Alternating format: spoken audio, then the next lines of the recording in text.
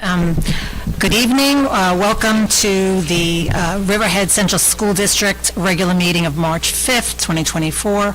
I'm going to do a call to order. Ms. Murphy? Here. Mr. Scudder? Here. And Ms. Redmond?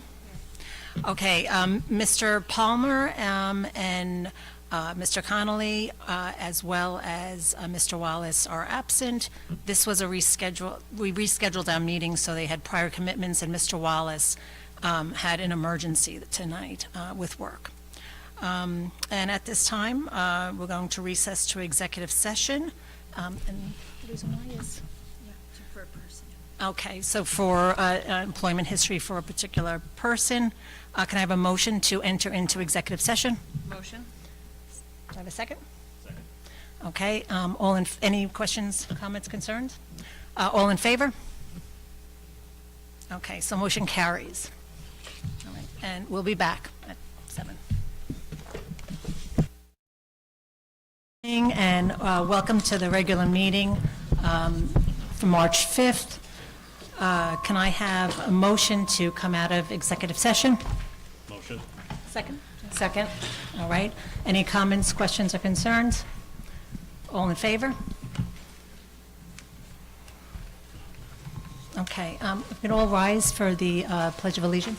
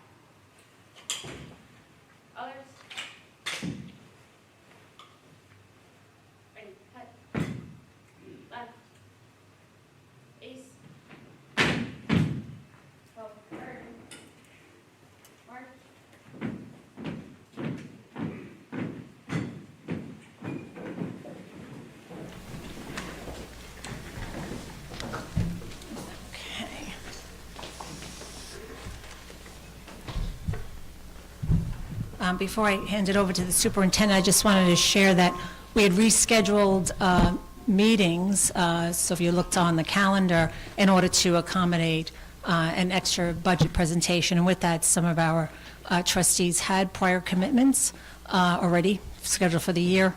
And Matt Wallace he had an emergency at work. So with that, I will hand this over to the superintendent. Good evening, everyone, and our apologies for the delay in beginning the meeting. Rather than make any statement this evening, just to make sure that we're conscious of everybody's time, I'm going to turn this over to my colleague, Dr. Marianne Cardesano. Thank you.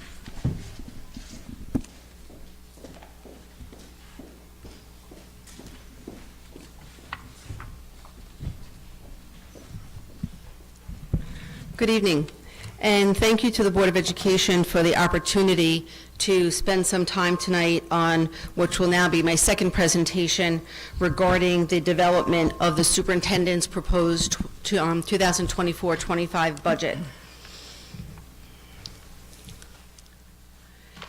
So our budget process, we spoke about this last week when we were together, that the board has adopted a calendar. Last week we spoke about the tax cap projections. I gave you some information on staffing analysis and the grant funding, which is the funding cliff that we, like many school districts, are experiencing with the end of the grants that have been allocated to us during COVID. Tonight, which is March 19th, I'm going to spend a considerable amount of time talking about the revenue plan, and then do an overview of the expenditure plan. Just so that everybody is aware, on March 19th, that is when we will review our instructional plan, and that's when we will announce to the public what our staffing plan is and our personnel plan, both instructional and non-instructional staff for the 24-25 year.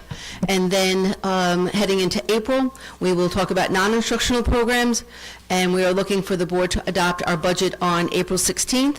Our budget hearing is on May 14th, and the budget vote date is on May 21st. Dr. Cardizano, before you continue, I do want to backtrack and say that there's translation services available, and... Oh, I apologize. Okay, just want to make a... Can you come to the front for a Come moment? to the front and announce it in Spanish, please.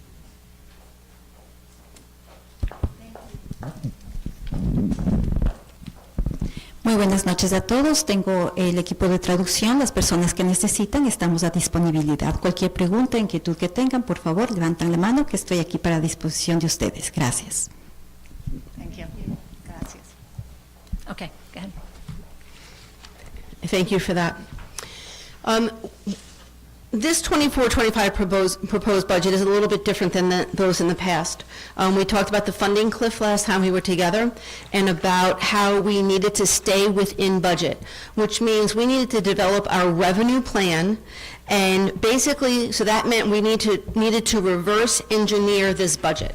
We needed to look at what we could afford, how much we had to spend, and basically how much cash do we have available to pay our bills, which is our expenditure plan.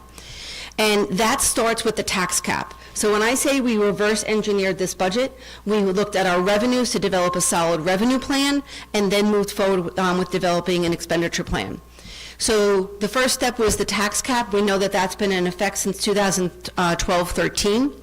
We know that that represents the amount of money that the school district can levy in the form of taxes to support our budget.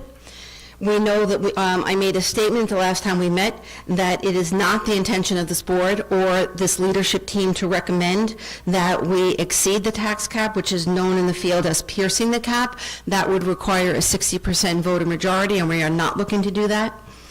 Our tax cap here in Riverhead would be 3.34%, and just to let everybody know, I did file that with the Office of the State Comptroller. It was due by March 1st, and we filed that on February 29th. So, what does that mean? We needed to work with our revenues to decide what our expenses could be. So I'm going to remind everybody again. Our revenues need to match our expenditures, which means if it's not budgeted or it's not in our plan, and it comes up later on for something to go in, something needs to come out. So we need to remain fiscally responsible and having a balanced budget, meaning that our expenditures can never exceed our revenues, okay? So we put together this revenue budget, and where did we start? Well, we started with our state aid, and the number that you see there is $80,372,000. That is the second number in the green column. That is the amount of money that the governor has already earmarked for Riverhead School District. We know that there's a process that happens in Albany, and we anticipate that Riverhead state aid will increase by another $500,000, so you see that number. Where do our other revenues come from? The next number you will see is $4.3 million, which is what the district is budgeting for our pilot payments. We are budgeting $525,000 for our foster tuition and health services that we bill as accounts receivables and receive. We are budgeting $1,150,000, which is the same as this year, for our interest income, any sale of equipment that we may have, and any services that we provide to other districts that we get paid for. On top of that, we are going to budget $150,000 from our reserve fund for unemployment. We are budgeting $100,000 from our reserve fund and workers' compensation, and I will show you later that our increase this year is $100,000, and we're going to have our reserves absorb that increase. We're going to fund $700,000 from our pension reserves. On top of that, $5.8 million from our fund balance applied. When you add all of those numbers up from the pilot payment to fund balance, that is nearly $12,800,000. When you add that to our state aid, that is $93 million. We know we can raise $107 million. Alec, you don't need to write us all down. I'm going to show you where it's going to be. Stop writing. You're making me nervous. Okay, you can take notes, but don't write numbers down. Okay. Now I'm trusting you, Alex. Okay. So if we're going to go back to $107 million in property taxes. So when I say we reverse engineered this budget, we took our state aid numbers, we added all of our revenues, and then we added our tax money. When you add all of that up, that adds up to the $201 million, which is our proposed budget. So we now know we need to fit all of our programs into a $201 million budget. Budgeting this way, line by line, maximizes all of our revenues, and it maximizes all of our expenditures within the tax cap. This is how you formulate a solid financial plan when it comes to revenues. So where does that leave us? That leaves us with a proposed budget from the superintendent, myself, for $201 million. It's a $9.4 million increase, which is 4.93%, which again is an expenditure plan that is within the property tax cap. So let me take you on this journey. You know, and some of this may be a little elementary for those who have been around the budget world for a long time, but I think it's important that one of the sentiments that keeps coming back to the superintendent and myself is to rebuild trust with the community. And the way you rebuild trust from my office is that we provide you with the information. So I'm going to walk you through this budget process. I'm sorry if it's a little tedious, but I think it's the best thing in order to move us forward in rebuilding some of that trust. So there's 5 parts to a budget: general support, instruction, transportation, community service, and undistributed. That is universal for 750 school districts in the state of New York. That is not particular to Riverhead. We all need to budget this way.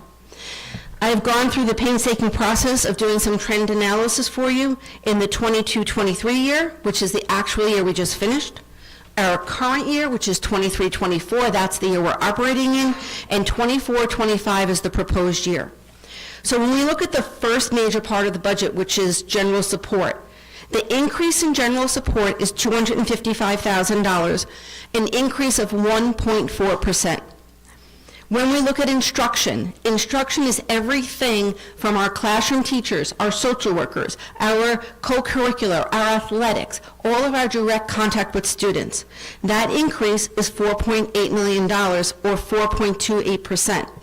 That makes sense.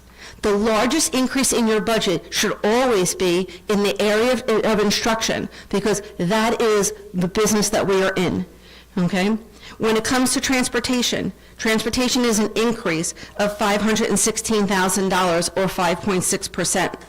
Now, I will tell you, when we get to transportation later on, I will show you the largest increase in transportation is not for our drivers. It is because in the ARP grant, we used $400,000 of that money for transportation in athletics. So now, since that grant is no longer here, we have to put those funds and those expenses back in general fund. So I did say $400,000 was funded in grants. We now are only moving $200,000 to general fund. So we will have to do some reevaluating of how we do our transportation and athletics. But I don't want that number to go out that says, oh, the bus drivers are getting a $500,000 increase. That is not the case. When it comes to undistributed is an increase of $3.8 million. And that is for 2 reasons. Pension costs and health insurance are breaking every budget in New York State. What drives our pension costs and what drives our health insurance costs is a direct relationship to our employees. So if we have more employees, we're going to pay more for health insurance. With health insurance skyrocketing, that's where I'm going to show you in a few minutes where that increase is. So I'm going to walk you through this section by section. I'm going to start with general support and show you where the increases are coming from and what caused them. So in the area of the Board of Education, their entire code is increasing $4,000, which is 2%. In School Chief Administrator, which is the Superintendent's Office, that code is decreasing. In the area of Business Office, Auditing, and Purchasing, that code is increasing by $34,000 or 1.68%. Now, I'm going to tell you that the way you operate your business office in the area of accounting is one of the most expensive forms of operating that I have seen in 32 years. Because basically, we don't have an accountant. There's not an accountant on staff. We use remote accounting because the district has not been in a place to hire a high-quality accountant who was willing to accept to come here. So the board, unfortunately, was in a position that you need someone to do these accounting services. So what I will tell you is in the 22-23 school year, we used FEH BOCES, which is a local BOCES upstate, who did remote accounting for us. And it cost us $316,000, which is an outrageous number to do remote accounting. In the current year, 2023-24, we're using another company, and we are doing remote accounting again. We have already spent $149,000 through February. So that number is going to peak up towards, I would expect to be about $170,000 to $180,000. So if we're asking everybody else to tighten our belts, we need to start tightening our belts in the business office where this whole budget process starts, okay? It is going to be half as much money, basically, than what you paid 2 years ago to bring an accountant on staff and actually have somebody here full-time doing the work. So your benefits of going from remote accounting to on-site accounting are not only going to improve your financial practices, it's going to be less expensive, and in doing so, we were able to save additional positions when we get to the staffing plan next week. I have said before, I've said it publicly, I'll say it again now.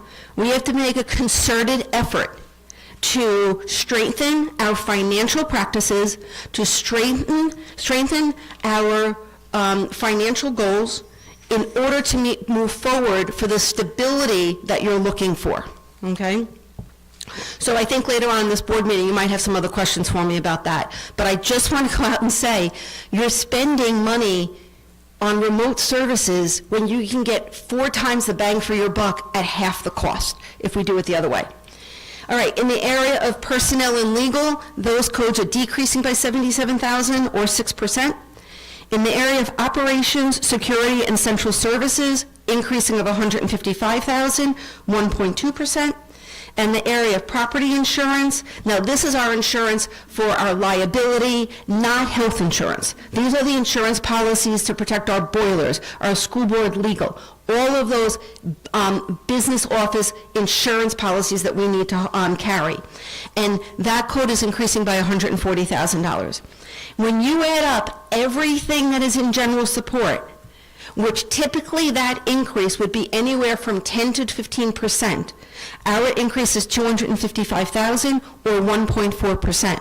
So included in that is your facilities, it's electricity, it's all of these codes that are going up by natural increases, where we have gone into these budgets and made decreases in other areas, okay, in order to bring that up.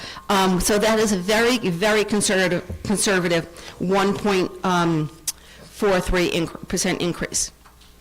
So in the area of instruction, as I said earlier, is increasing by $4.8 million.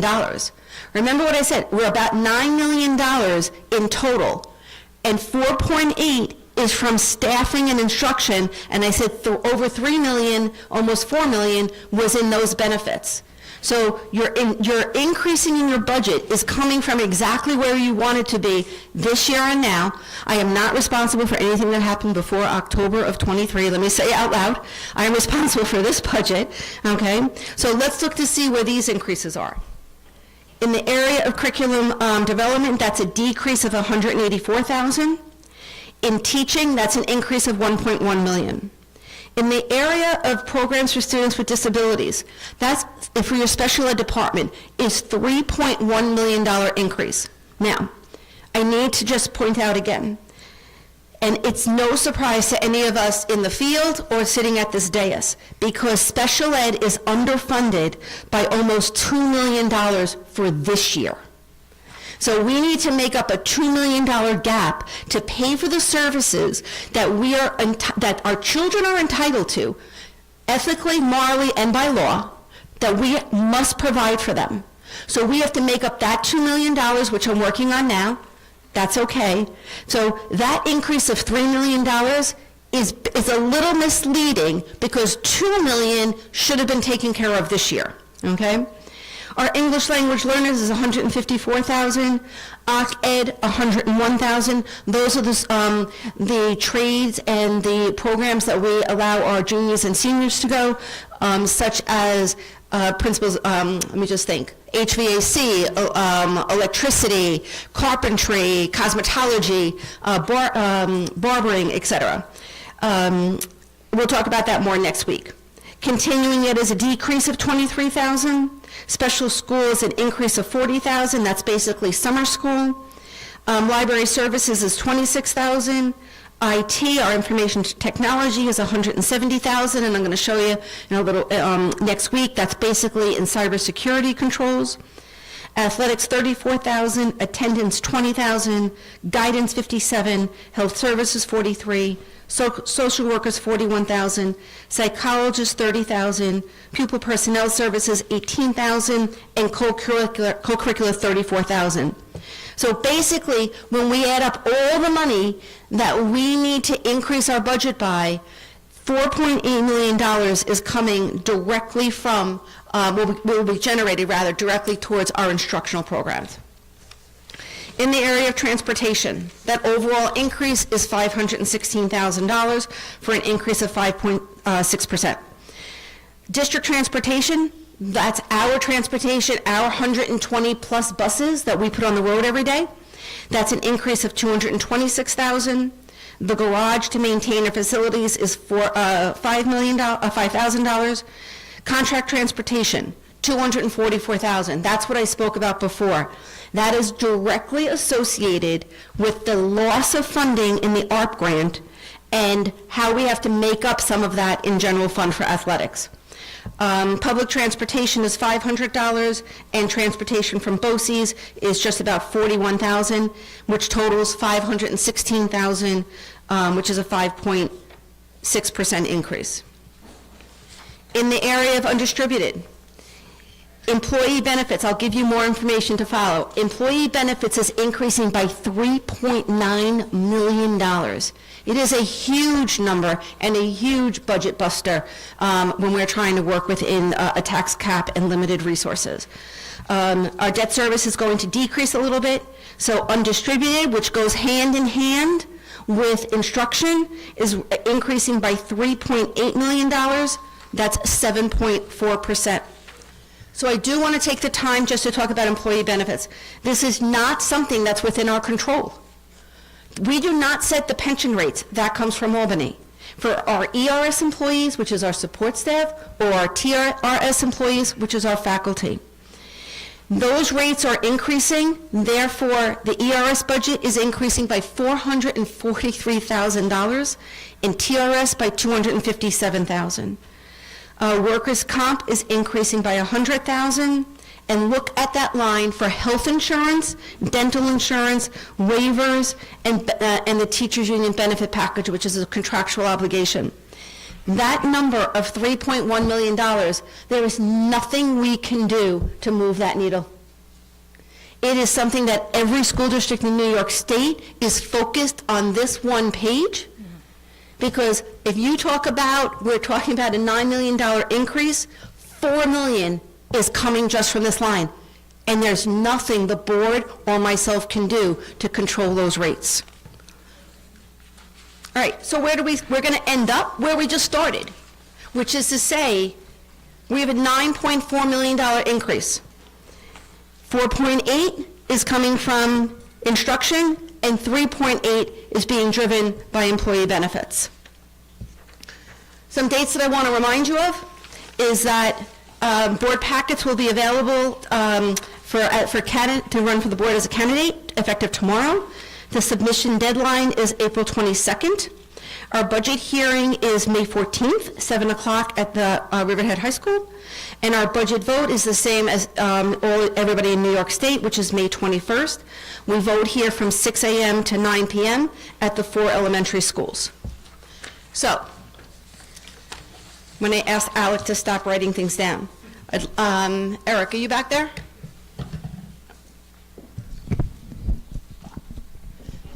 Okay, so with the board and the superintendent's permission, we spent some time building this web page where you can go right now.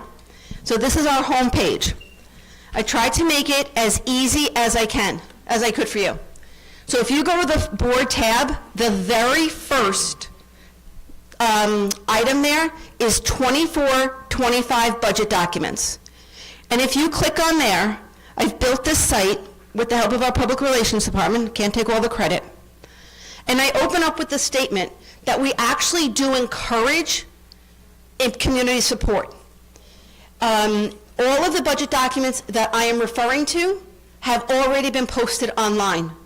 You can go see them for yourself, spend as much time as you want looking at them. My presentation for tonight is already linked. There it is, with all of the screens. So you can take them home, you can blow them up. Not really blow them up, I mean expand them, okay? When you go back here, you will find my presentation from last week, talking about some preliminary reporting. When you go here, this is the budget document that I built. And it's called a drill down document. Looks familiar to some people who might know me, okay? You can look at the first page and it tells you the entire story. It tells you the 5 different parts of the budget, what the amounts were for the past 2 years. It tells you what the increase is. If you're a chart person, feel free to look at it as a pie chart, and you can see the different components of where our $200 million will be spent. If you're a chart person, feel free, and it will show you last year's budget and this year's budget so that you can see visually how much money we're spending and in what areas. Then you can go to the next layer of drill down, which is if you look on page 7, you'll see right here, that number 7, and you look at the board code for Board of Education, their total expenses are projected to be $29,000 for the board, $80,000 for the district clerk's office, $82,000 for district meeting, for the total of $192. I gave you that increase to $4,000 already.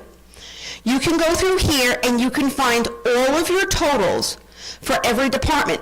There's a very interesting graph here that will show you, based on out of everything from general support, the percentages. But then it will do the same thing for instruction. So you can look at the second part of the budget and you can look at the totals there, and there's the explosive pie chart also. You can go to transportation, and you can see that the majority of our transportation is in-house, and what the other expenses are. We will cruise right through community service, which is a whopping $50. And then we will go to the area of employee benefits and undistributed. And you will see 81% of that, of undistributed, is employee benefits, 15% is debt service, and 3% is interfund transfers. Now, if you still need more time and you want more information, feel free to continue, because now what you will find is every single code that is in this budget document is now broken down into detail.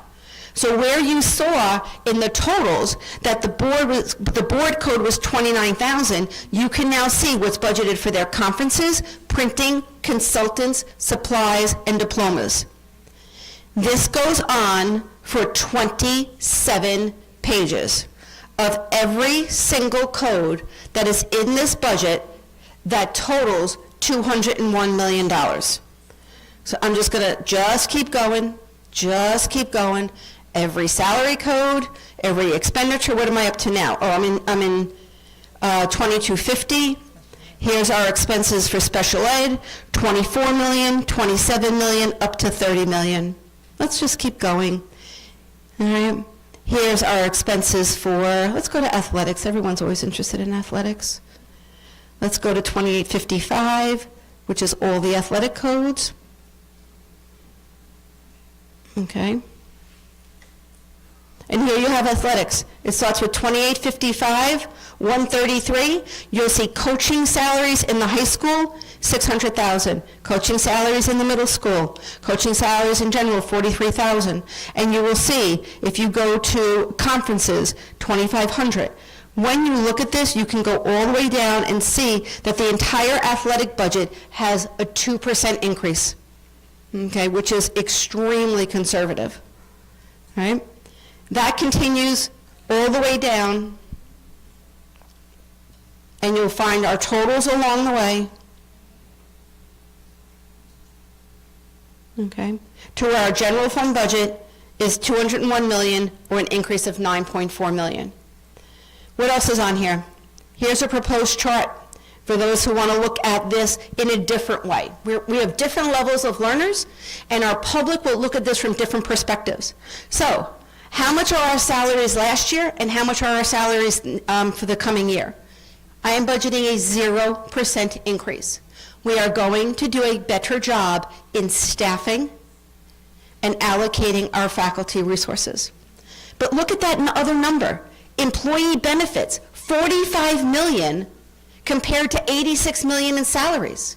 Okay? And when I say salaries, I'm talking about everybody who works here with the exception of food service. Every security, every support staff person, every teacher assistant, every administrator, every faculty member, classroom teacher to library media specialist. But when you look at 132 million is salary and benefits alone. We have some equipment money, that's been decreasing, contractual increases, our BOCES is increasing, our debt service is decreasing, we've decreased supplies by almost $500,000. So you will see another way to look at the budget. As if the first document, the drill down document, wasn't the way you wanted to look at it, let's look at it this way. But just because I can, let's look at it a different way. What if we add it as a percentage of the budget? So our salary and benefits of 132 million is 65% of our cost. If you add in there contractual of 30 million, contractual includes our transportation. So that's another 15%, and then our BOCES is 12%. So when we look here and we say, oh, out of the 201 million, how much is being spent for what area? This chart should answer any questions that you could possibly have. Then let's go down to the revenue projection section. What you saw in my presentation earlier, there is the same chart. In community budget notification information, here is the calendar that the Board of Education approved for our budget process this year. Now what I also did was I added coming soon, because this budget process will continue towards the end of May. So as the budget presentations continue, I will upload more documents to here. As we get to the budget hearing, the budget newsletter, we're going to have everything in one place at a detailed level for you to be able to find from the community, in the community. Now, the area of other. It's my version of miscellaneous. Things I think you might want to know. So right here is a budget code overview. All right? When you're going through this budget document, 3,000 lines if you choose to, you need to know what you're reading. So, budget codes across the state are a system that has been set up decades ago. So we know 2110 is the function code across the state. 450 is object, 00 is location, 1,000 is program. But if you want to see, oh, I don't understand what this code is. It's, 1310 500 00. 1310 is the business office, 500 is supplies, 00 is going to mean district office. So if you want to educate yourself on how to read that budget document that I first showed you, the drill down document, I provided some information there. This staffing analysis is the staffing analysis that I showed you last week. This is the one that talks about how many humans do we have on staff right now. And if you missed my conversation last week, it was about how several years ago we had 875 employees. Right now, as of January, we have 1,052. Our increase in people that report to work is 177 more people that we have now than we had a couple of years ago. How did that happen, Dr. Cardisano? I explained it last week. It happened because you had $20 million in grant money that you used to fund positions. And now that grant money no longer exists. But just in case you missed that presentation, I wanted to give you that staffing analysis again. Enrollment calculator. I went through and I did a couple of different versions. The one I'm posting is the one we used, which we took a 5-year average of the number of students by grade that were in each one of our buildings.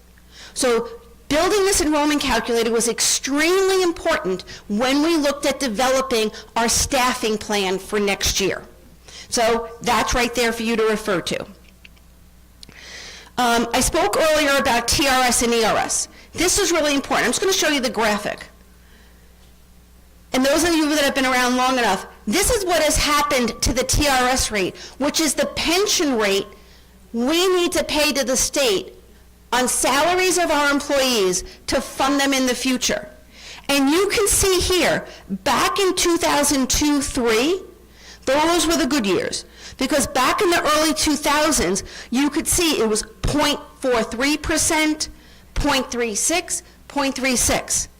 That has escalated tremendously, that it's now over 10% of what the faculty earns, or any TRS member. We need to send 10% to the state. That's that budget buster that I spoke to you about earlier. It is no different for ERS, okay? ERS are our very valued support staff. This is our security guards, our maintenance employees, our clerical staff, our teacher aides, okay? And you can see here, there was a low point that at the low point, we were paying 0.9% as a district towards future pensions. That's now increased to 15%. Again, the budget buster. For those of you that are interested in our debt service schedule, I have posted that. I did take a long, hard look at your budget votes because I think that's important that I'm new here and I'm trying to understand Riverhead a little bit better. So I'm back to pre-COVID numbers, and I will tell you, I walked away with the sense that this community is invested in in our schools. This community, as it existed since 2018-19, is invested here because your budgets pass by 65%. They, in 2021, man, I'm glad I wasn't around then because that had to hurt significantly to have a defeated budget. That had to hurt your programs and ultimately your staff and your students. And that second budget failed by 59 votes. But in 21-22, you bounced back after COVID, 72% passing rate. And for the past 2 years, a 63% passing rate.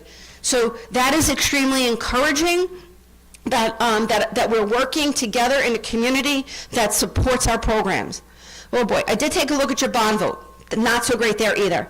And I think that is a result of what's happened in prior years. And you had a bond vote in 2011 and then in 2020. So we're going to leave bonding and construction to a later date.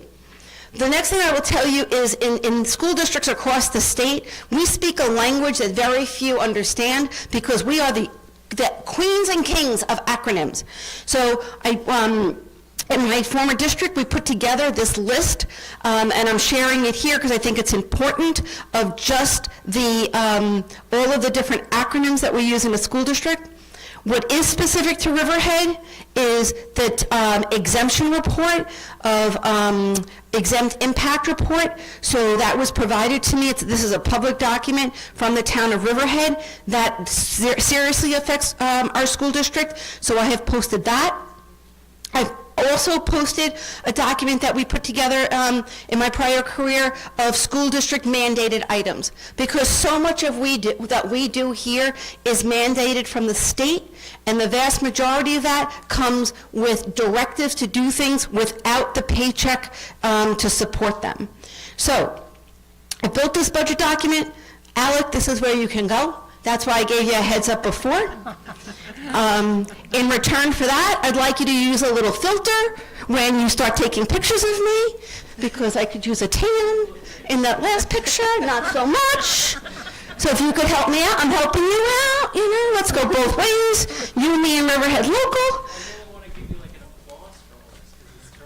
It is, right? Well, thank you. I appreciate that.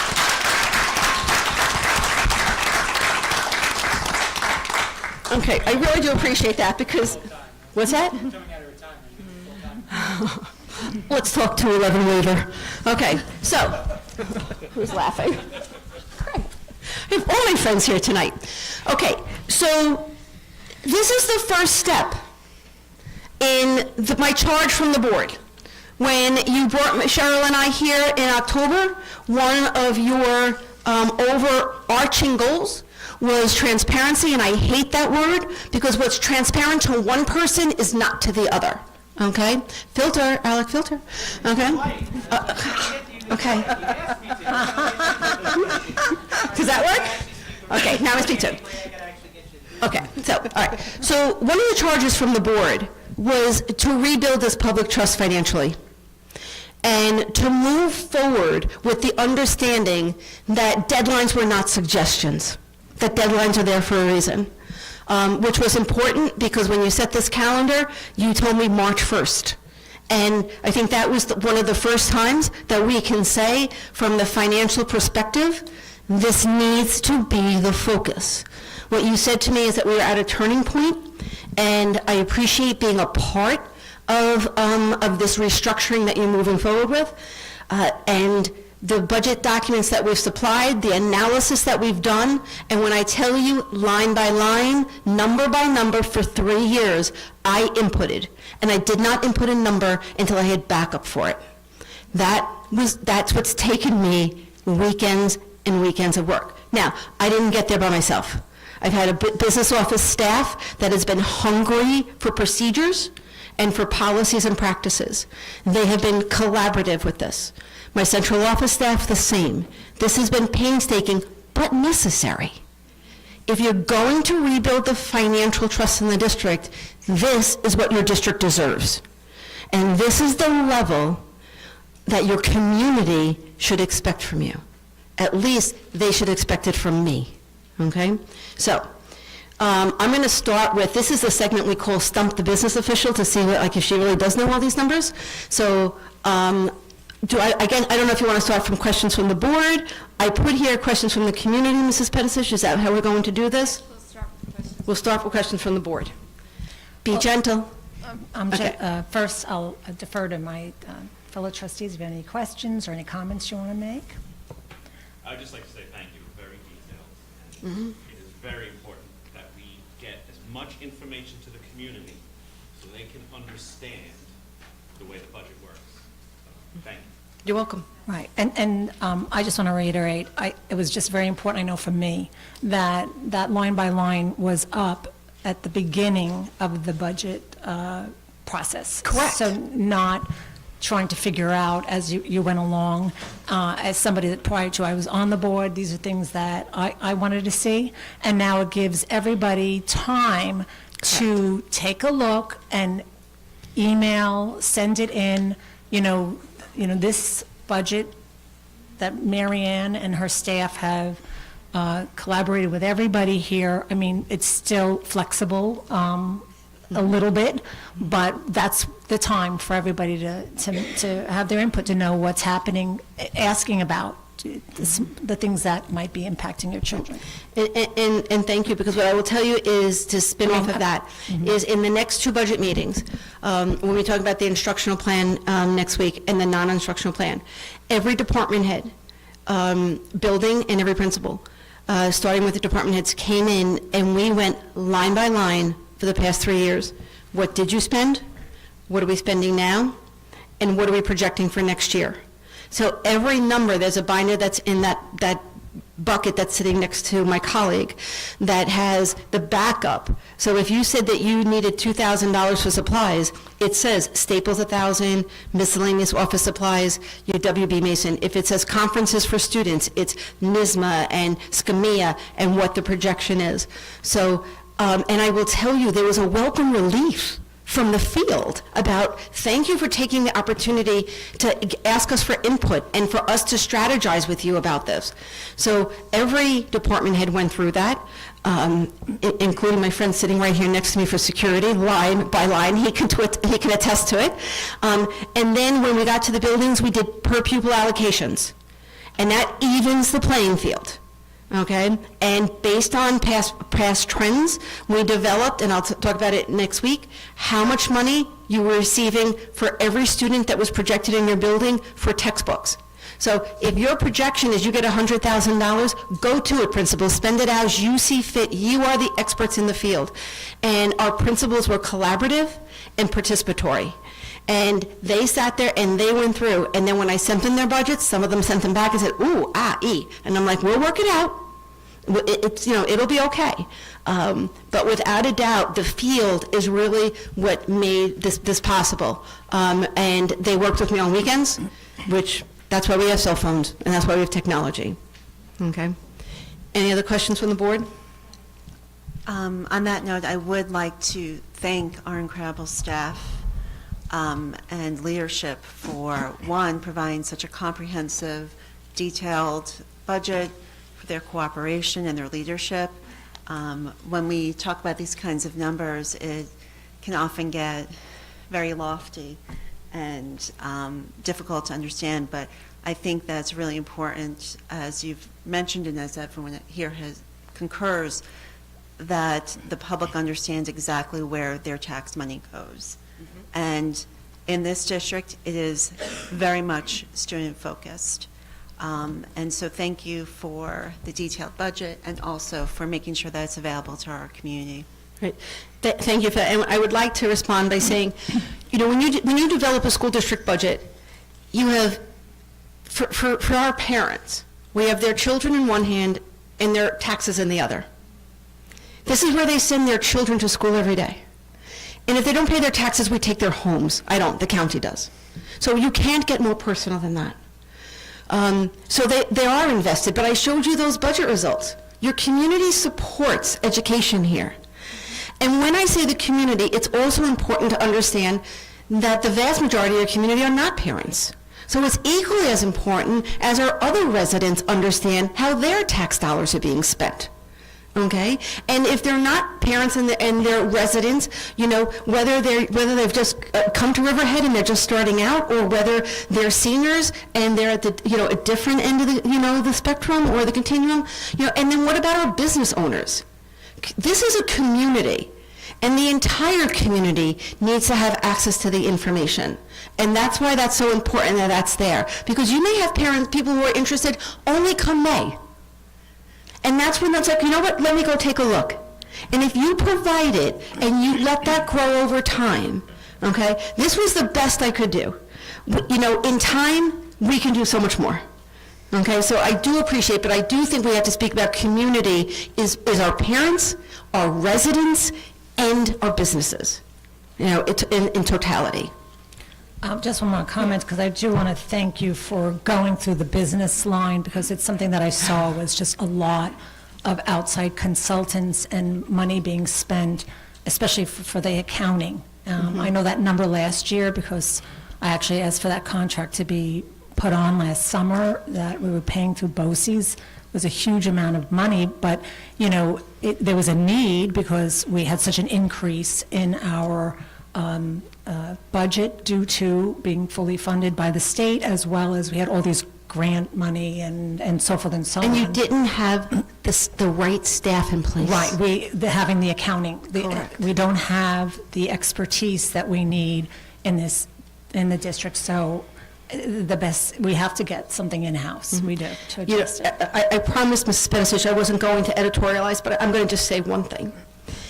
And that is, I'm new to Riverhead. I've been here 4 months, and I think I told you last week when we met, I didn't expect to love it here. And I really do love the people here, and everybody here is working very hard.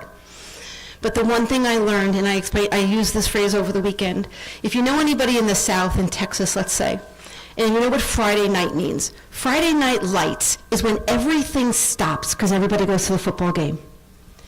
In Riverhead, your Friday night is board docs. I've never seen anything like it, that when board docs hits, everything stops and everybody goes to board docs to see what's going on. And I appreciate the opportunity now to be here and to say to you, let me explain that, versus what's happening, which is people go online, they're like, oh my gosh, what are you doing? You're hiring an accountant. I'm like, no, we paid $300,000 2 years ago for that. And I understand why it was done. That board had no choice. That staff had no choice. You had nobody doing your accounting. You're a near $250 million organization. And what I said to my colleagues today is that if we were a $200 million plumber, we'd have an accounting department. If we were a $200 million dentist, you would have an accounting department. You're a $200 million organization that gets phone-in services. This is not telehealth, my friends. You cannot continue to operate this way. We cannot, which is the reason why we brought you this resolution, okay? Because we have found the right person. And it is half the cost of what you've been spending to get better services. Unfortunately, board docs got in front of me because I didn't understand that that's how that was going to happen. I would have discussed it with you last week publicly and maybe got in front of it. Live and learn. I understand now your board docs is Friday Night Lights. Thank you very much.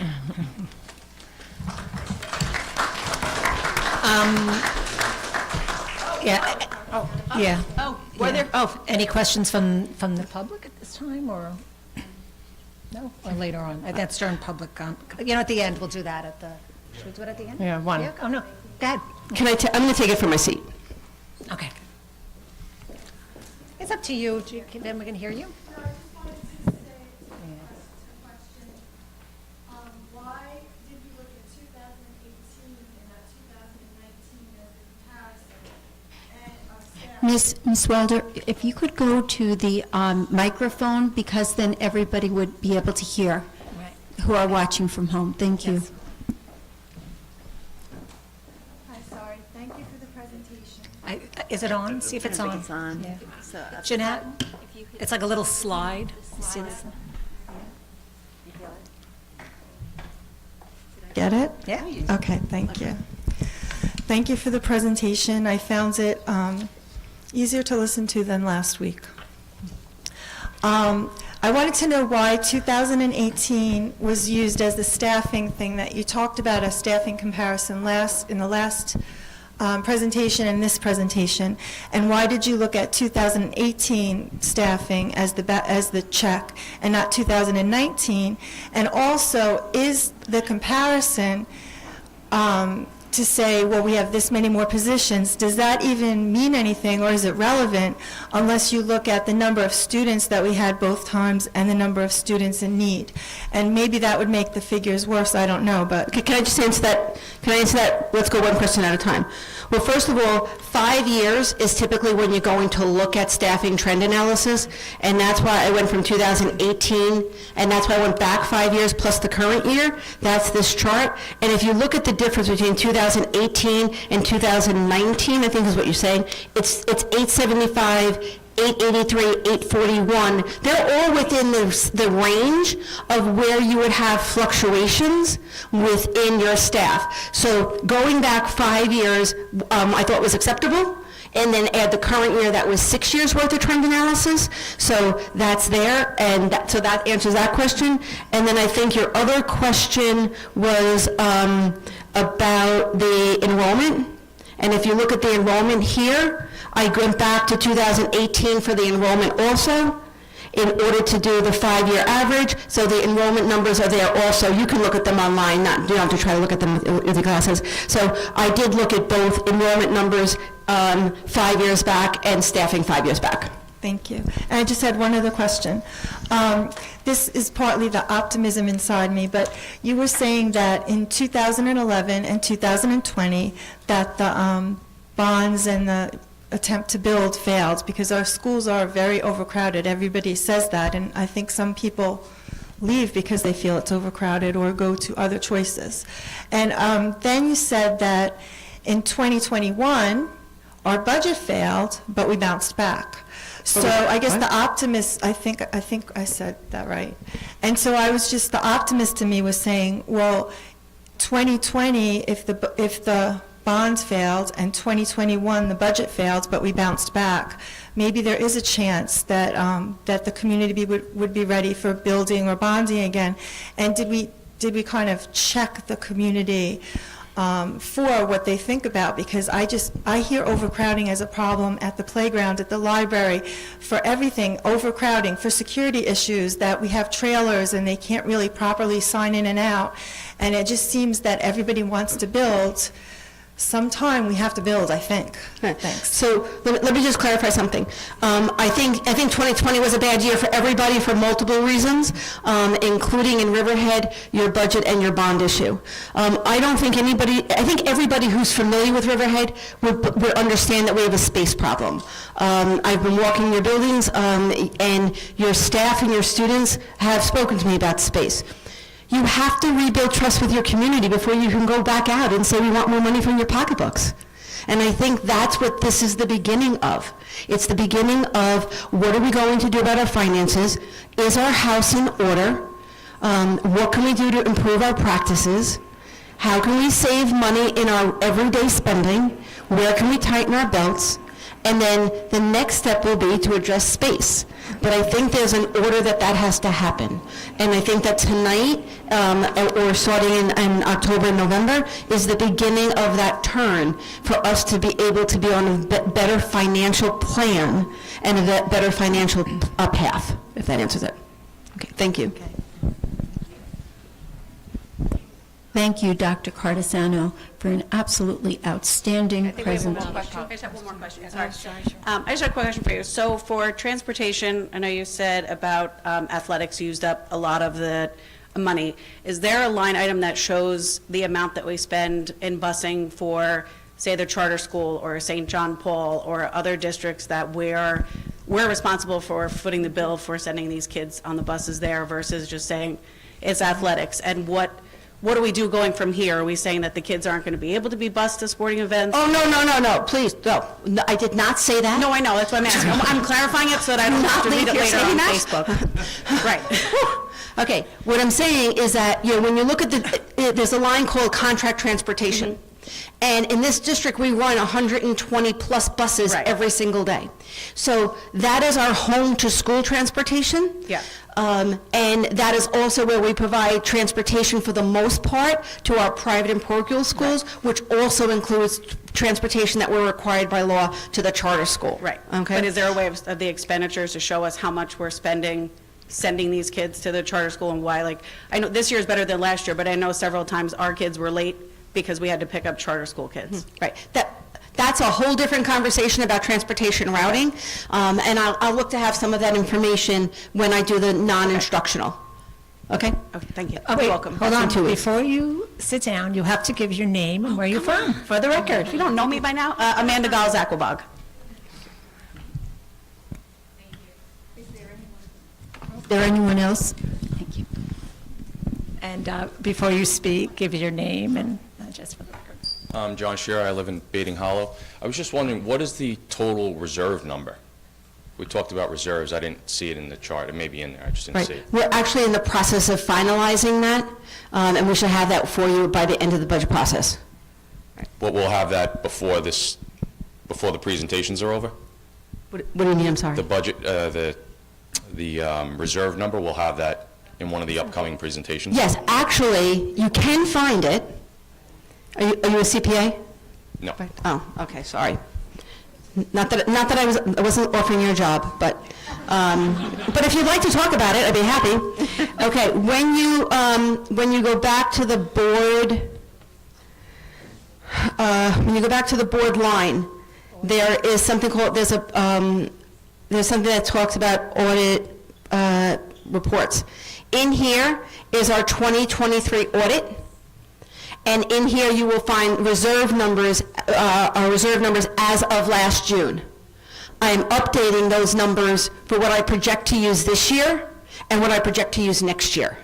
So the June 30th numbers are already in there. You can find them. It's actually laid out. It says reserve funds, so you can see what our balances were for last year.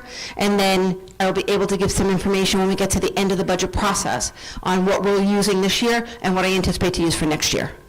Okay, and one other question. The staffing is next meeting? The next meeting will lay out our staffing plan, yes.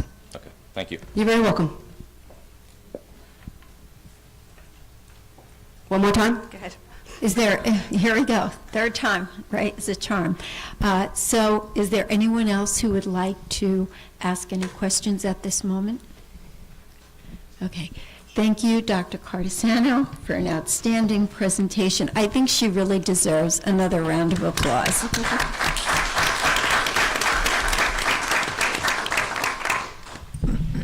I would now like to introduce our principal, Mr. Patrick Burke from Palaski Intermediate School. Mr. Burke.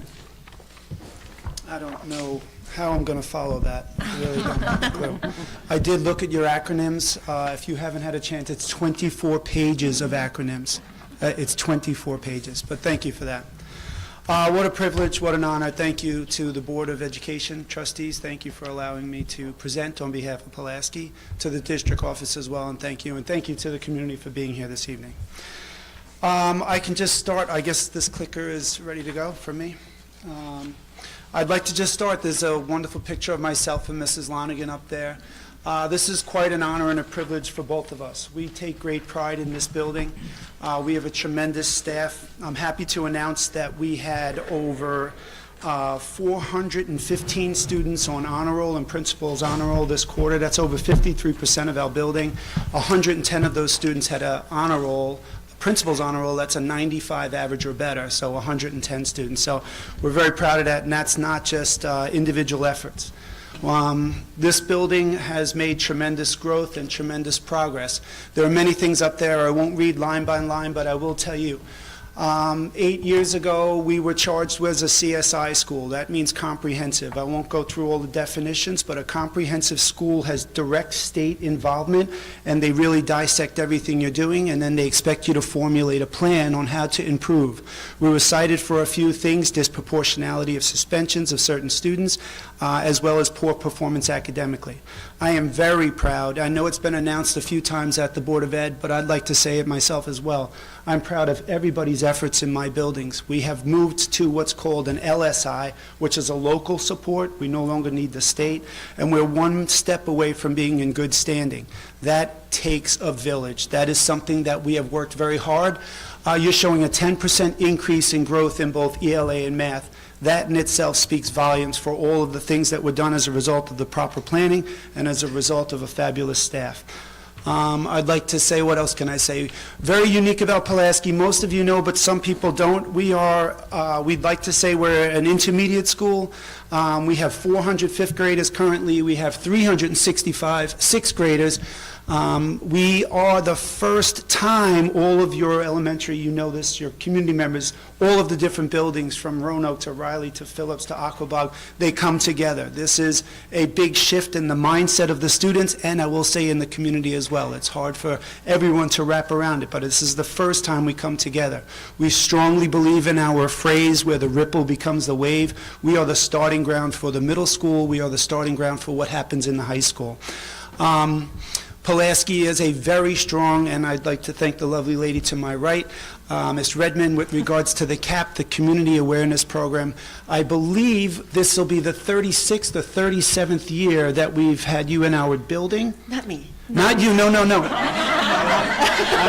But it is with respects to Pulaski, only and 30 it years culminates every year at the end with a cap march that is completely wrapped around with the community, and it's a spectacular event, so we're grateful for that. We also are associated with the Butterfly Effect. Fink's Farm has been a fabulous supporter of Pulaski. We do believe holistically on the entire child, the social, emotional, and academic of learning. A crucial part of the adolescent development comes from this. Our students come in as elementary students, and we say this, they leave as middle school students. It absolutely takes a village. I won't go through all of the key people, but you can clearly see there are many people that are part of the growth, part of the progress of Pulaski. We do measure our success on progress. We are not looking for perfection. The entire team's up there from the special area. Each year, we always do a nice picture. You can see that one there, but every year we do a nice holiday card, and all of the staff members come out, and we always send that out. But we are very appreciative of all the different opportunities that our school offers.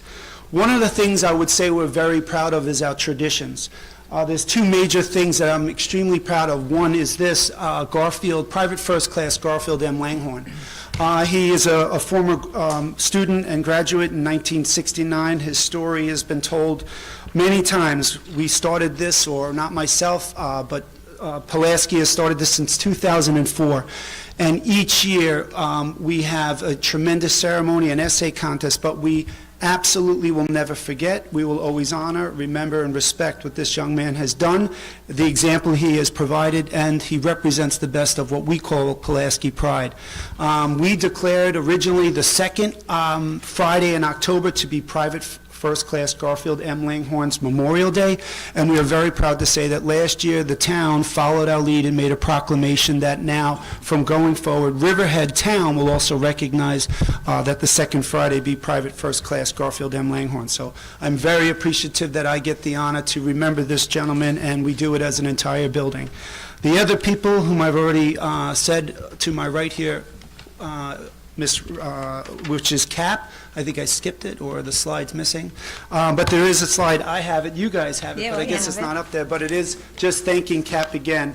36 years where we were able to have the CAP March, supporting, obviously, Say No to Drugs and all of the lessons that are infused into the classrooms for both 5th and 6th grade. This is a community of volunteers, peer leaders, and they work endlessly to brighten our school and work with our teachers and staff. This is continuous changes and improvement. One of the things we're really proud of, we're always trying to figure out how to support our teachers, how to support the students.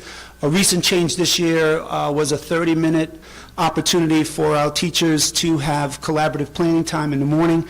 It's also an opportunity for us where the students have 30 minutes in the morning where they can socially interact. They have breakfast. They have the opportunity to work on some homework. This is a little bit of a change, but it's really been very beneficial for the collaboration and for professional learning opportunities. We did last year add a third lunch period. We used to run on only 2 lunch periods. You can only imagine 800 students funneling 400 in 2 lunch periods. By adding that third period, not only did we decrease the amount of tension with all of the students while they're at recess and lunch, but it also gave the students more time to eat instead of trying to rush through these lines. Another improvement, buildings and grounds. I asked, they busted open the wall, and now they created 2 ways to enter and out, so the flow of students is much faster. The collegial teams I had mentioned, so we're constantly trying to make improvements, and I really do feel that everything we do is an improvement towards the success of every child in the building. For us to move and to come off of a certain distinction, to move up, is because of all these little changes. The next thing we talk about is communication. Open door policy at Palaski, call, come on in. Myself, Mrs. Lonigan, our staff is available and ready. We provide quarterly newsletters.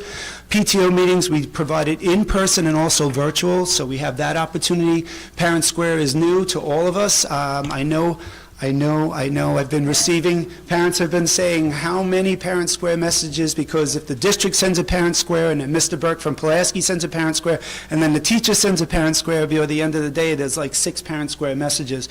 So there is something I want to ask Robert about tomorrow when I see you, about eliminating one of the digest buttons on the bottom, but we'll talk about that. But Parent Square has been a very effective communicative tool. We have a Twitter, I said an open door, virtual morning announcements. Communication with the students is great. It's literally the students, every classroom live broadcast our morning announcements. The students do the weather reports, students do lunch reports. We can bring in special guests. If anybody from another building wanted to pop in, superintendent, if you'd like to pop in and say, hello, Pulaski, you just log into our Google Classroom and you can also be presented there. So, and of course, Proprio we utilize as well. This next is social emotional support. Here we go. If you look at all this, we hear this all the time. We've heard as educators, fortunate to be in Riverhead for 20-plus years. And I remember first starting, I did actually my student teaching here at Palaski. I did a leave replacement here. I was a substitute teacher here. Then I was fortunate and very blessed to be an educator in the high school, and assistant principal, now principal. You always hear this Maslow over Bloom.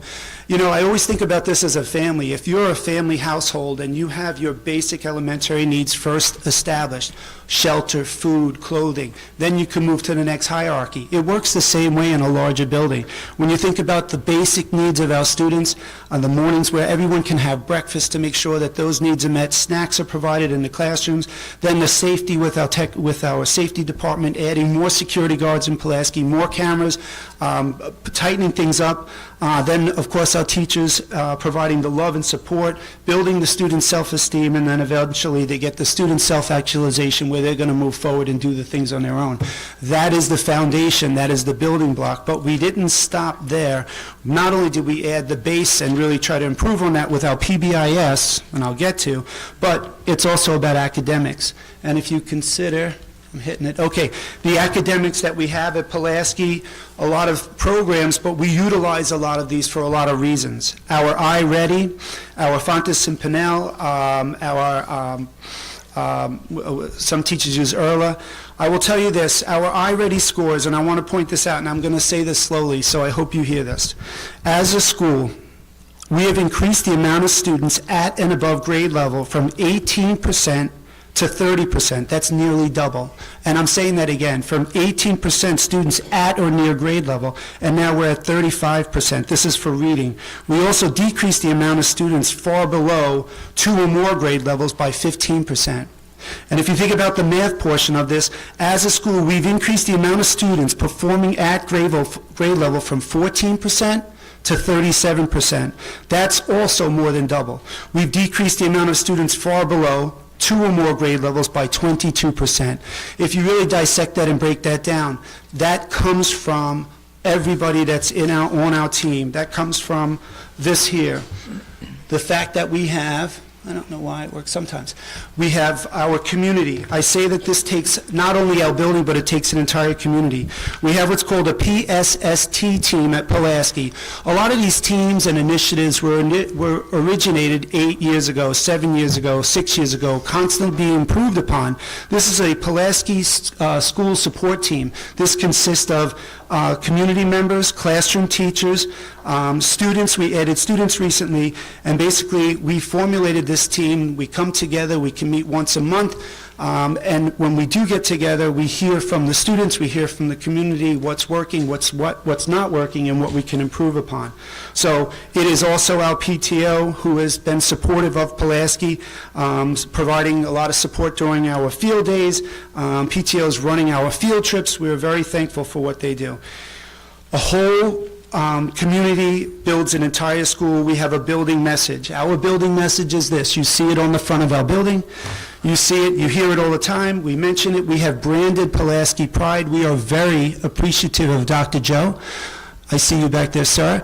And also adhering to the Pulaski Street and borrowing the concept and also offering a PBIS matrix which supports the pride motive statement as well.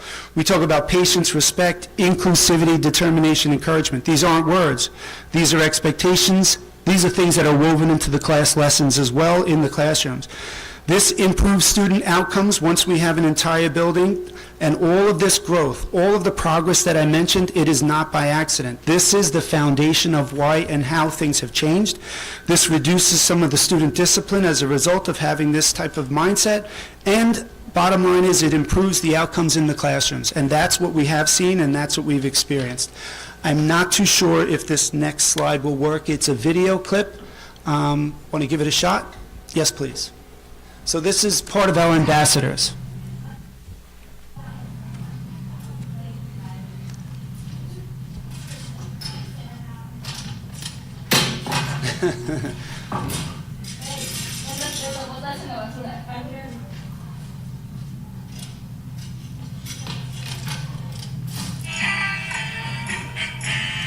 Get it, the wave. Is here the wave? Yes. Charlotte on the left. Do you hear what so-and-so did? Yeah, good thing I'm so responsible and told Mr. Slang. Sometimes it's better to bring her into the conversation. You should go make her a card and hope you can go to school. Yeah.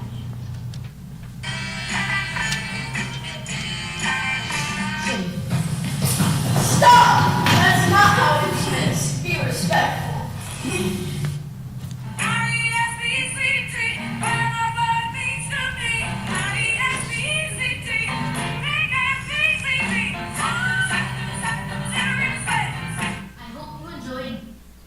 So that was put together by our ambassadors. These students work very hard. We do a lot of lessons and video clips on what Pulaski Pride means, and it's woven again into each of the classrooms. Again, I can't say enough for how proud I am of the building. I can't tell you how proud I am of all of the staff members that work there. It is a privilege and an honor. The students there have shown tremendous growth, progress, and we just would like to keep that momentum. Again, I say that it takes a village. I am appreciative of our custodial staff, our clerical staff, the computer CLAs, our security team, our cafeteria lunch monitors. I'm not sure I left anybody out. I think I thanked Mrs. Lonigan at the beginning, but if I didn't, I'd like to thank her as well. We are really, really excited about coming to the end of the year, moving into the assessments, but we're grateful that we had a chance to share a little bit about Pulaski and just be very proud of them. So, thank you. That's it.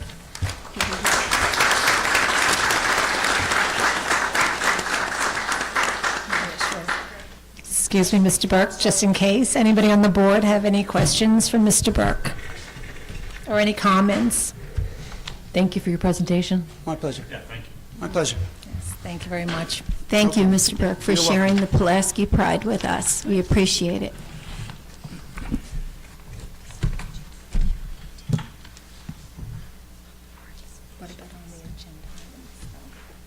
Okay. All right, so next we're just public comments on agenda items only. Was there any public comments? This is just what's on the consent agenda.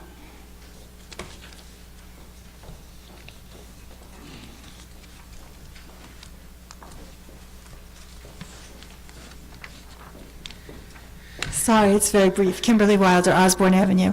I just wanted to say that 3B is the approval of the minutes from last meeting, and I just wanted to say that I disagreed with some of the facts stated about the budget and the dire situation of the budget.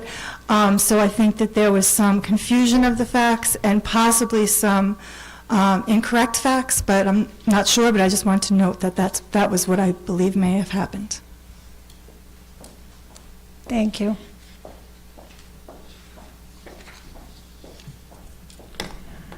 Okay, can I have a motion to vote on the consent agenda? Motion. Second. Okay. Any comments or concerns? All in favor? Now we're going to move on to new business. Oh, there's no old business. We're going to move on to new business. First item is approval of an employment contract, and this is the contract with Joseph. They have his name spelled wrong, but not for the contract. It should be CROCCO. I'm just noticing that now. Yeah, just, Yeah, just the file name, but it's not wrong on the contract. So can I have a motion Motion. and a second? Second. Any comments or concerns? I just want to make a comment that this was the hire that Dr. Cardisano mentioned for the accountant that we are in desperate need of. So just to clarify. And in addition, because I know that you have explained, and that we're not going to be using outside consultants. We're not going to be using any other accountants. Okay. And I know that you had made a comment about the savings on the accountants, but this gentleman will also be doing the district treasurer. I mean, besides all, he's a CPA, correct? So the consulting that we were contracting for, so there's also the saving that he's actually doing, he's the chief accounting officer as our district treasurer. Correct. And That's salary. So with- that's salary. He comes with 20 years of accounting and audit experience, and is a licensed CPA. Okay, Thank and you. I noticed in the contract that he is to keep his CPA. Can you explain why? Correct. That's very important to us, that he maintain not only his CPA, but maintain professional development in the area of accounting in school district accounting. Right, 'cause that's the And whole- in school district leadership, yes. Right, 'cause that's the whole point we're bringing him in. That's the whole point. Otherwise, we'll just go back to the same of trying to get an outside consultant, which doesn't what we're trying to do here. We're looking forward. Right, to be efficient. looking forward. And to get in-house. Okay. All right, so with that, can I have a vote? All in favor? Sorry. Yeah. Still learning. All in favor? Okay, so the next item is approval of a cross-contract. This is a cross-contract with the Southern Westchester BOCES for the Workplace Violence Prevention Program in the amount of $28,750 for the 23-24 school year. Again, this is something that the state is asking now all public schools to do. So can I have a motion? Motion. A second? Second. All in favor? Oh, any comments first before we vote? No, this is a new mandate that we had to be in compliance with by May of this year. Okay. And a vote? All in favor? All right, next item is approval of an intermunicipal agreement. And that is with West Hampton Beach Union Free School District for a Key Club Conference in Albany from March 15th to March 17th of 2024. Can I have a motion to accept? Motion. Second. Any comments, questions, concerns? All in, yes, go ahead.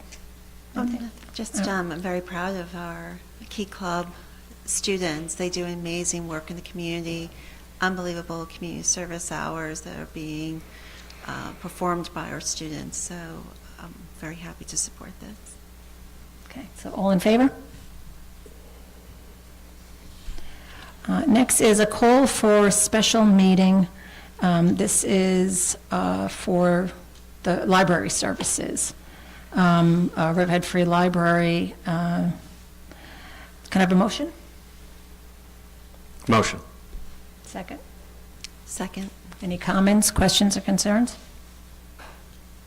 Seeing none. All in favor? Next is appointment, letter F is appointment of vote workers for a special district meeting. Resolved that the Board of Education of the Riverhead Central School District appoints the following persons for the special district meeting of qualified voters on April 9th, 2024, for the Riverhead Free Library and Beating Hollow Free Library vote.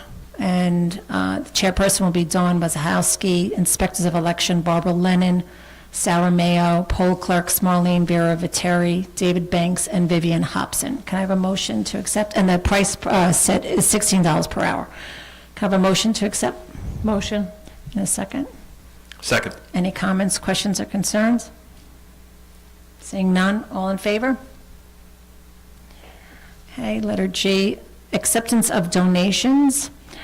Resolved that the Board of Education of the Riverhead Central School District accepts a donation of $2,000 from Peconic Asset Planning, Inc. to the Chamber Orchestra to pay for students who are unable to pay for trips. And also another donation we're going to accept of embroidered golf towels and golf balls valued at approximately $500 from the John Bedreski Memorial Scholarship Fund. Can I have a motion to accept? Motion. Second. Who do we have that? Mr. Scudder? And who's seconding? Second. I haven't been thanking you guys for the motions and seconds, so excuse me for that. Any comments, questions, or concerns? Thank you for Thank the you, yes. donations. I will remember to do that next time. Okay, can we have a vote? All in favor? Okay. So for the last one, I will do it right, okay. Approval of field trips. We're going to ask to approve Kayleanne Campbell of the high school varsity girls spring track to compete in the Penn Relays on Thursday, April 25th, 2024, at the University of Pennsylvania in Philadelphia, Pennsylvania. And for our NJROTC students to visit Norfolk, Virginia from May 19th to May 22nd to board a U.S. Navy ship and transit to New York City. Can I have a motion to accept? Motion. Thank you, Ms. Redmond. Can I have a second? Second. Thank you, Ms. Murphy. Any comments, questions, or concerns? Have fun. Good luck. Yes, and congratulations, especially to Ms. Campbell. Yes. Okay, so let's vote. All in favor? And the motion passes. Okay, next we have up is opportunity for board members. First of all, do you have any committee reports? I think this past week. Any other comments? I just wanted to thank, I didn't get a chance before, Dr. Cardisano for showing everyone how to access all that budget information. I know one of our board goals this year was to make sure that we had a fiscally responsible budget plans and to make sure that the community understood it. And I think you did an excellent job. I spent my weekend reading through these line by line, and I think it's going to keep our community informed on where every dollar is going and how we are supporting the students, the teachers, and the staff. So thank you. Yes. Anybody else? I just want to piggyback that it's a plethora of information. If you just go through it and where their numbers are derived from, right down to the ERS, TRS, you gave everything, and to get it to us so early. I very much appreciate it. And I also just want to thank the middle school for hosting us tonight. Yes, thank you. This has been great. And I just want to thank the staff for getting everything together here and how beautiful you keep our schools, because I just was walking through the halls and the floors are gleaming. So I just want to thank you, the hardworking staff for that. All right, so now opportunity for the RCFA for comments. Good evening. Gregory Wallace, RCFA President, Calverton resident. Dr. Cardisano, your presentation was thorough and enlightening, but however, we cannot have a conversation about the fiscal health of the district if we're not honest about the significant impact that the gap elimination adjustment, Riverhead Foundation aid shortfall, the Riverhead IDA, and the Riverhead Charter School have had on our students and our school and our taxpayers.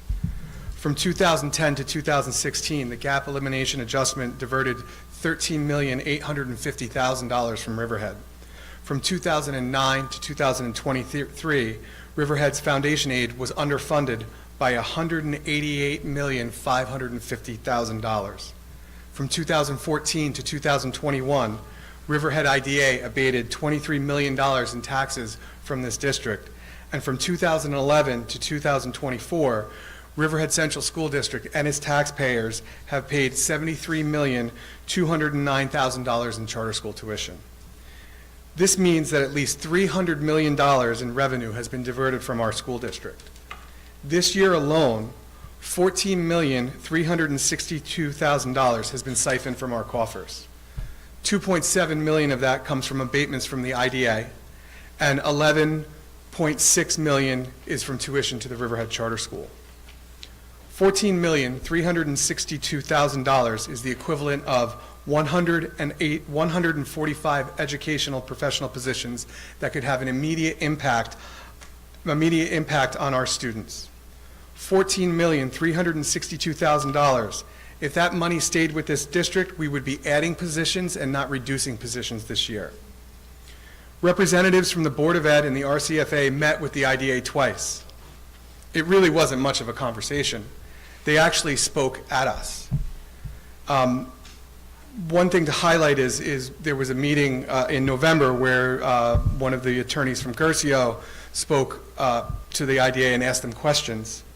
And the comments by the IDA board member is a prime example of the overt hostility of this unelected body to our school district.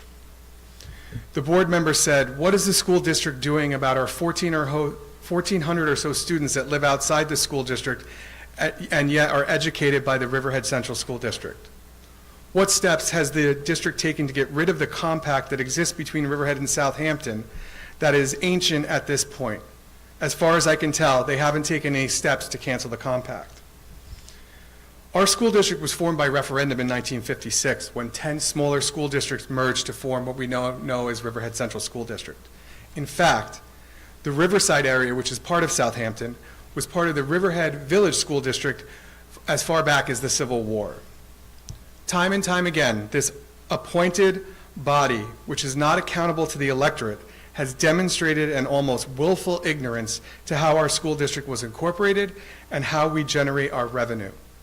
Yet, they have the unilateral authority to change enacted tax policy while completely ignoring the concerns of our elected school board. The growth of the Riverhead Charter School has also had a direct impact on the revenue of the school district. A public school is an institution of learning whose doors are open to every child. Public schools serve children with disabilities, students with interrupted formal education, students with means, as well as students who suffer in extreme poverty.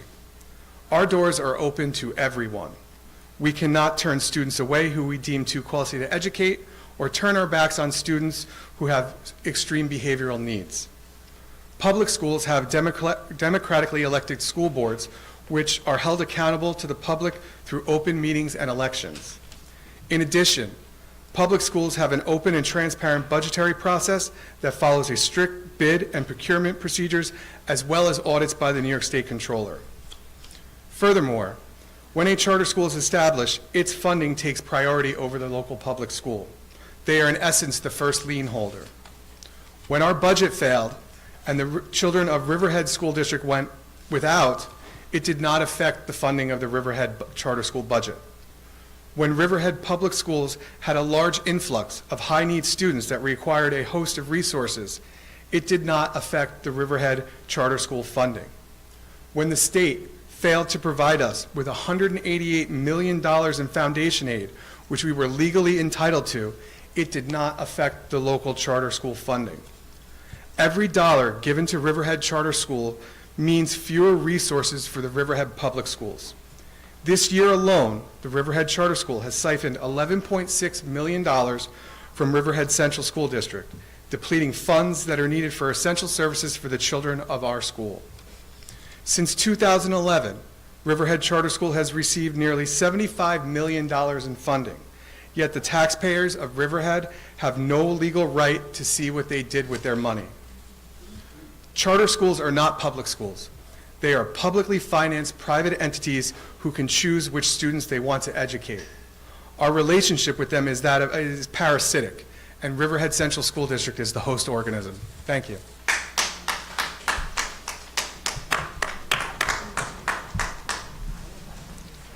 Okay, opportunity for Rob, for,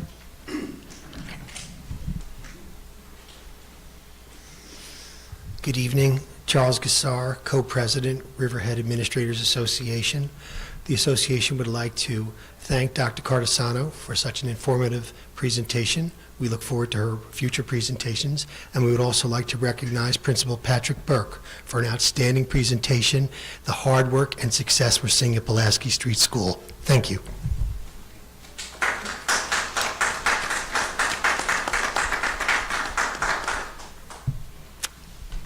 okay, opportunity for public. Should we start with, do online comments first or in public? Oh, public first, okay. So we just ask that you be mindful of the time, 3 minutes.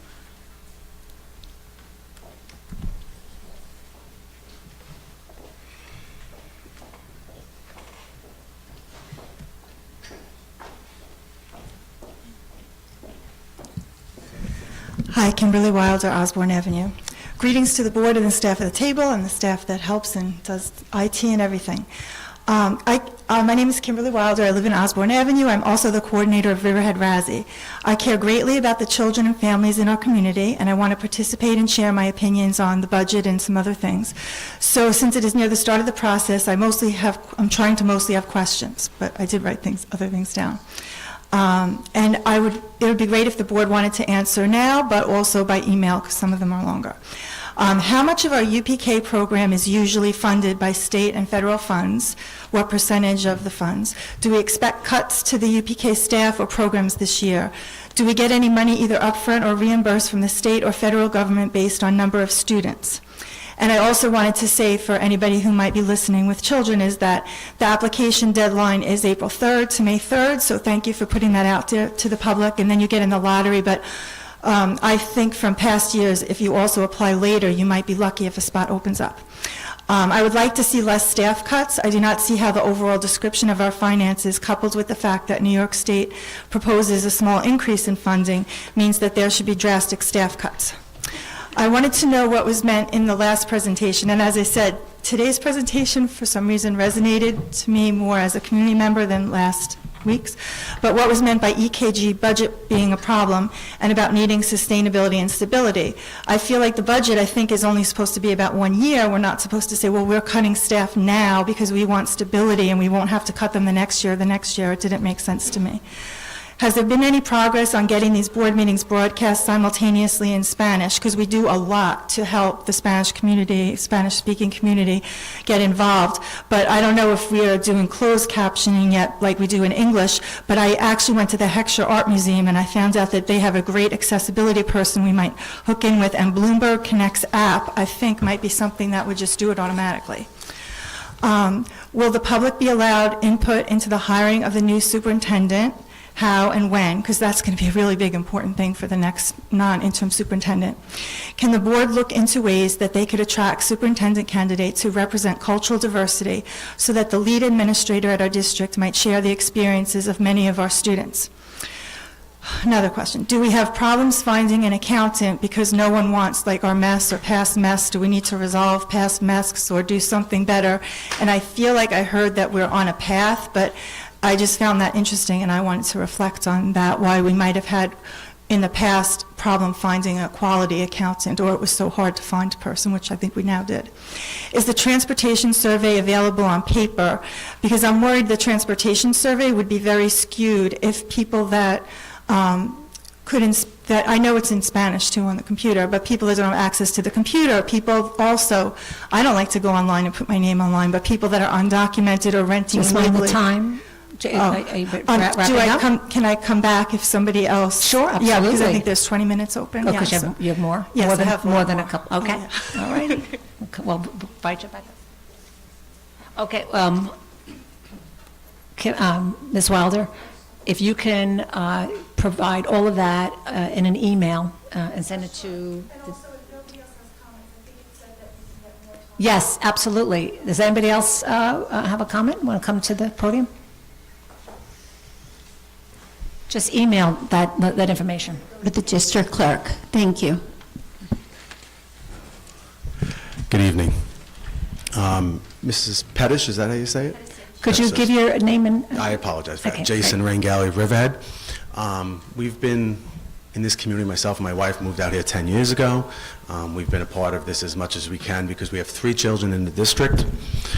We have currently 2 in Palaski, 1 at the middle school, and I just want to say, first of all, my wife has had conversations with you, and you've been the most professional, helpful, and really appreciate your presence here, number 1. Dr. Cardizano, I want to say thank you, because I've been coming to meetings and I felt like I, for the first time, actually understood things. And you made it sound, maybe because I'm an elementary school teacher, but you made it very simple for me. So thank you, and you know what? You said this is what we need to do. You know, so I really appreciate you taking charge and doing that in a very professional, bringing clarity. So I think the board and people here, I just want to let you know, sounds like we have 2 great people right now that are working with us. Couple things. I just wanted to say that I know with staffing, a lot of people have been getting, there's been feelings and talk about possible cuts in staffing. Being a teacher, being a union person, being a leader for so many years in different ways, I just want to make sure, and I probably know that you do, but as the board and as district office, the most important thing to a student is a teacher. That one-on-one connection we can do with less top people. Administrators, directors, I've seen it be done. If we got a cut, I'd rather see some of the top than see somebody who's helping my child learn to read or helping my child in a hallway. It just kills me to hear that. And I did hear, I read in the Riverhead Local that there was, I believe there were 28 positions over that last period of grant money that was used to fund. Now, I believe it was supposed to be used, I guess, in whatever etiquette you put, for a fixed one-time cost.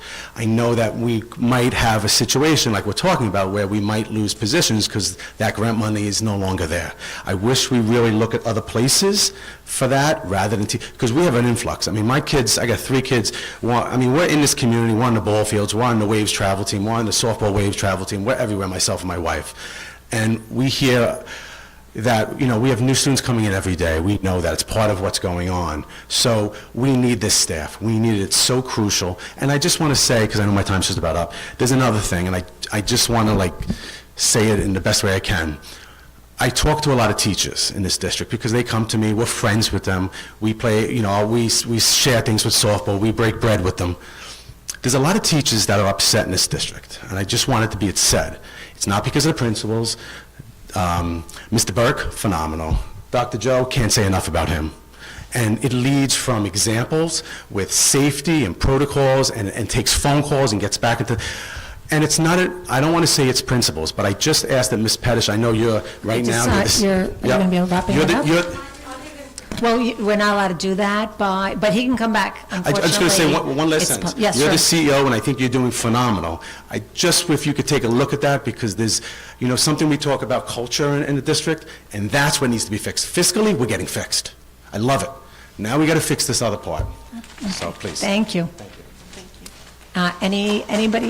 Anybody else for public comment? Yes, right, so as long as, you can come back up. Anybody else? Anybody else wants to? Okay, sure. Okay, defer. Okay, so the other thing I wanted to say was the acting assistant superintendent for business suggested at the last meeting that all programs would be looked at for staffing and budget cuts. So I wanted to know, and I'll put in the email, if that includes sports, drama, special education, E&L department, the new dual language program, administration costs, and or salaries.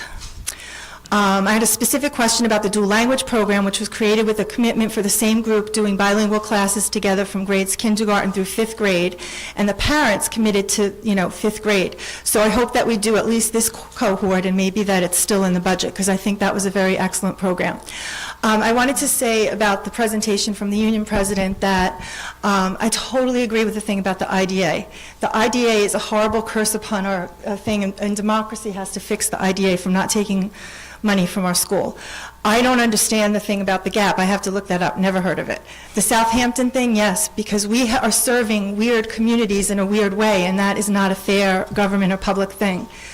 I take umbrage a little bit at the charter school because it's not that we're questioning right now if the charter school can exist. It exists. And some of the reason it exists is because our culture is not allowing too much diversity. So my daughter is a person of color, and there's not enough people of color in the leadership and the faculty for me to feel comfortable in Riverhead schools right now. And the charter school is a place where even on the playground, my child feels better and more connected. And also, it's really, to me, it's just a wrong fact to say that every dollar sent to the charter school is taking away from Riverhead, because you don't have to educate that child. So that is some of the money. So the charter school has faults, the people aren't unionized, there's different things, but it also is a safe haven for some people, and it also wouldn't be so needed if we could do better things. On that note, we should build, because we can't say it's overcrowded, don't let the charter school grow or build, but we don't have the courage to build. So I just think that's an interesting point of what's going on.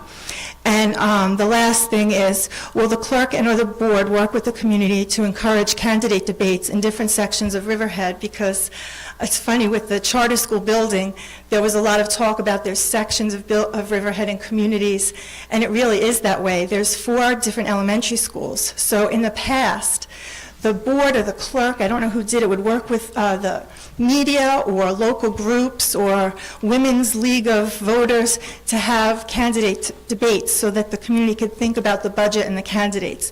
And I hope that that might happen this year, because it didn't happen at all last year. Thank you. Typically, that's the PTOs would invite, so that's something that has to be done by an invitation. But, yes.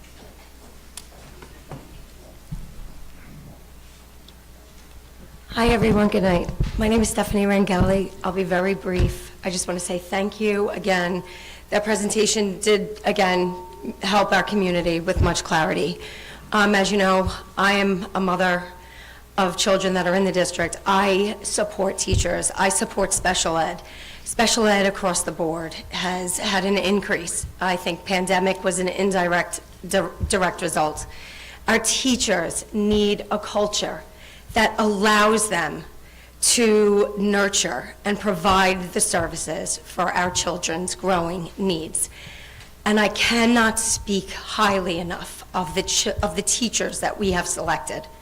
And to know that some of them, at this point in time, can't even think straight because of allegations brought up against them that may be false, may be true, or that they're worried about their positions or how they're going to be able to pay their bills. None of us want that to filter into our classrooms. Our children come home every day worried about the social and emotional things that they go through, that every kid goes through. My kids right now are very close in age, so they're going through that adolescent phase, and I thought it was more important when they were little, you know, wiping off the tears and the boo-boo scrapes. But as they get older and they start to hear and see things, it's really important that our teachers have that ability to relax in the classroom and meet their social, emotional needs, because there are too many children that are being sent to counseling or that are being looked over, and there's just not enough time. And to cut our teachers when curriculum is constantly changing, when we have an influx of children that we have to make feel welcome and accommodate their language barrier needs, and we have children that are lost because of special ed needs. If we reduce our staff numbers, the needs of our children will not be met. Our teachers will be overwhelmed even more. As a businesswoman, when I do my job, I do it with ease because I can relax in my atmosphere, because I know my job like the back of my hand. Every one of us have to meet challenges, but when challenges are constantly being piled onto them, they cannot handle it. And it's our children. I deal with adults, but they're dealing with our kids that don't even understand things. And I think that we need to also support our teachers' needs too. Thank you. Yeah, thank you.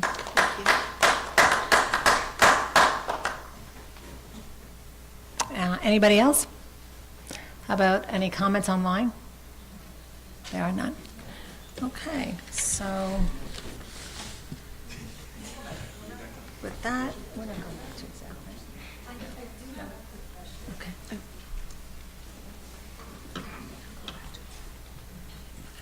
Just one last quick question.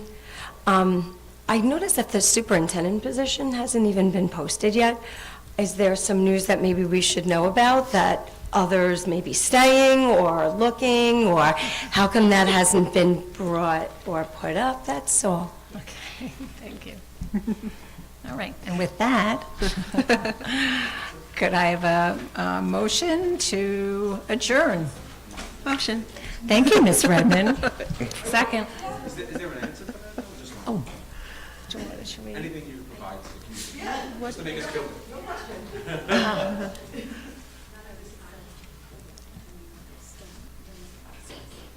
We're in the process. Okay, right, so, I don't know, we're just right now in the process. I know we had some discussion, so we're what do? We put things out to BOCES, or, right? So, Stay tuned. Right, we have had a conversation with Eastern Suffolk BOCES, but there have been no decisions made at this time. Right. You're through June 30th, thank you. They thought if they stayed till 9:30. Okay, so where were we at? All right, let me try that all over again. A motion to adjourn. Motion. Okay, so thank you, Ms. Murphy. Second? Second. Thank you, Ms. Redmond. Thank you, Mr. Scudder, for all the things I didn't get to thank you for tonight. All in favor? Aye. Have a Thank good you. evening, everybody.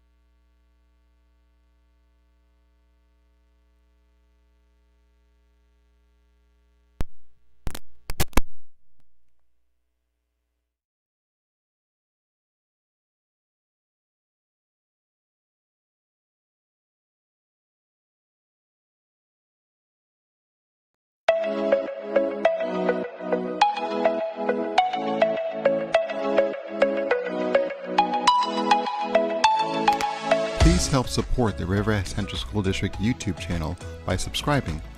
If you are not already subscribed to this channel, please be sure to push that subscribe button and click the bell to receive notifications. Thank you.